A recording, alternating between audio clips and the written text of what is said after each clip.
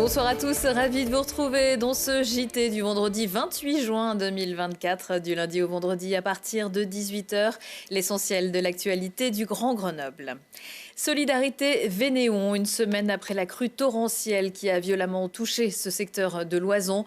Le département de l'Isère a voté ce matin une aide de 16 000 et une autre de 12 500 euros au CCS des communes de Saint-Christophe-en-Oison et Venosque. Un fonds d'aide d'urgence a été créé et est déjà alimenté de 5 millions d'euros. Le département appelant toutes les collectivités et autres donateurs à y participer. Malheureusement, la nuit dernière, le Vénéon, gonflé par les pluies, a endommagé les travaux de consolidation de la route de secours déjà entrepris. Il faut tout recommencer.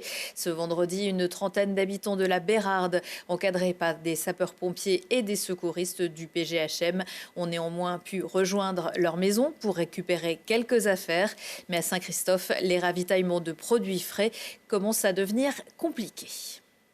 La solidarité, c'est aussi le maître mot des Restos du Cœur. Mais pour faire face à la demande croissante, le cœur, ce n'est parfois pas suffisant. C'est pourquoi d'importants travaux ont dû être réalisés au centre d'accueil de jour Chaurier à Grenoble. Ils viennent de s'achever. À cette occasion, les Restos organisaient une journée portes ouvertes pour faire connaître leurs actions. Mathieu Ozanne. 40% de bénéficiaires en plus sur les 3 dernières années. À Grenoble, comme partout en France, les Restos du Cœur sont de plus en plus sous pression. Les bénévoles de l'antenne de Chaurier font face à une demande toujours plus importante. On remarque ici, quand on se promène à Grenoble, on remarque des pics de temps en temps où il y a effectivement beaucoup plus de SDF dans les rues, etc., comme en ce moment d'ailleurs. Face à de tels besoins, difficile pour les bénévoles des Restos du Cœur d'assurer leur mission, dans un centre vieillissant et mal adapté.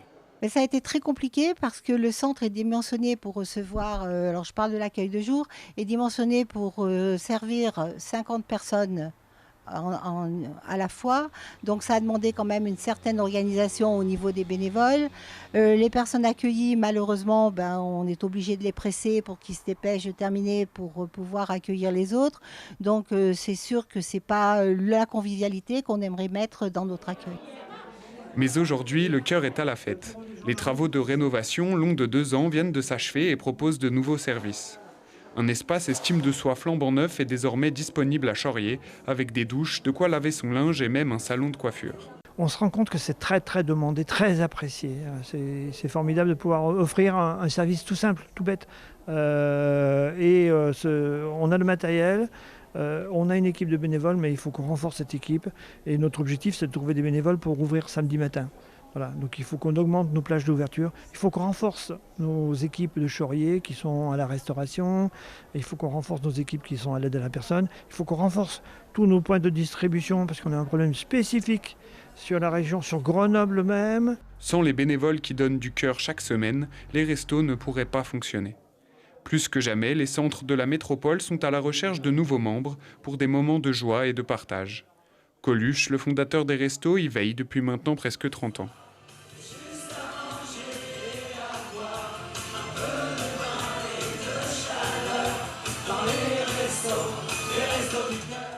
Et pour rejoindre les bénévoles, il existe un site internet ad38.restoducoeur.org.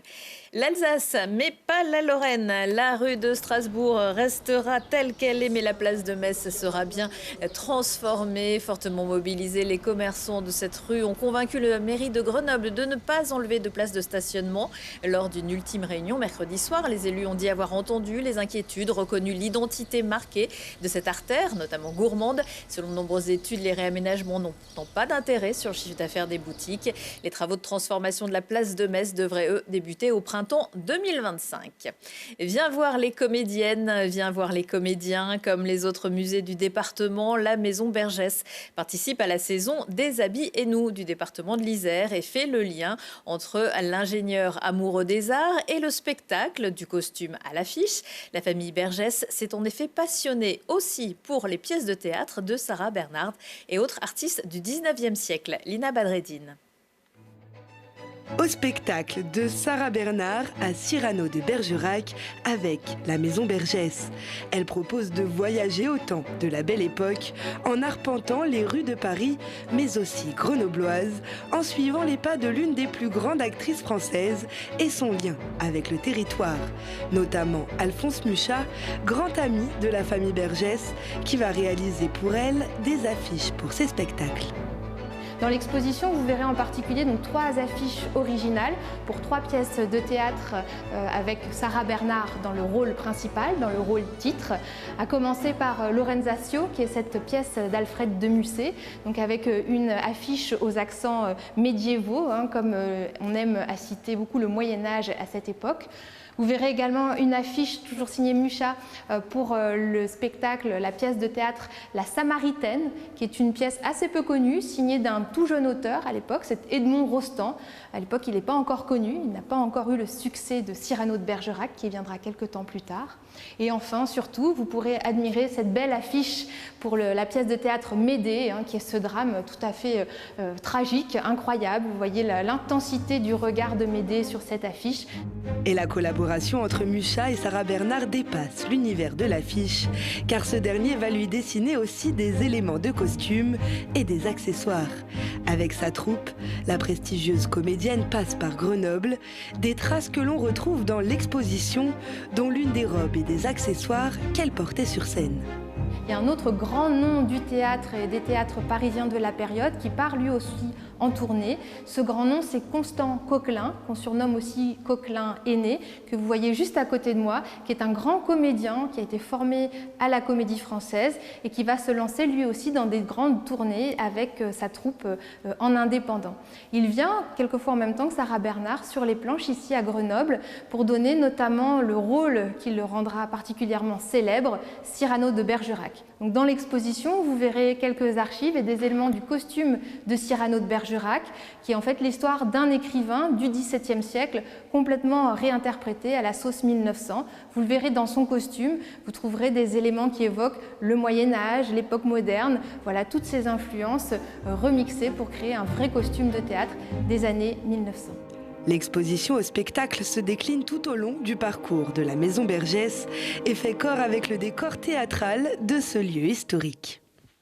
Découvrez aussi en chassé-croisé de cette exposition la période 1890-1900 du Grand Théâtre de Grenoble qui a prêté certains éléments pour cette exposition. C'est samedi de 17h à 19h. La visite est gratuite sur inscription et vous pourrez toujours enchaîner ensuite avec l'été sur les quais puisque c'est la rive gauche qui sera fermée à la circulation de 18h à minuit avec de nombreuses animations gratuites. C'est toujours samedi.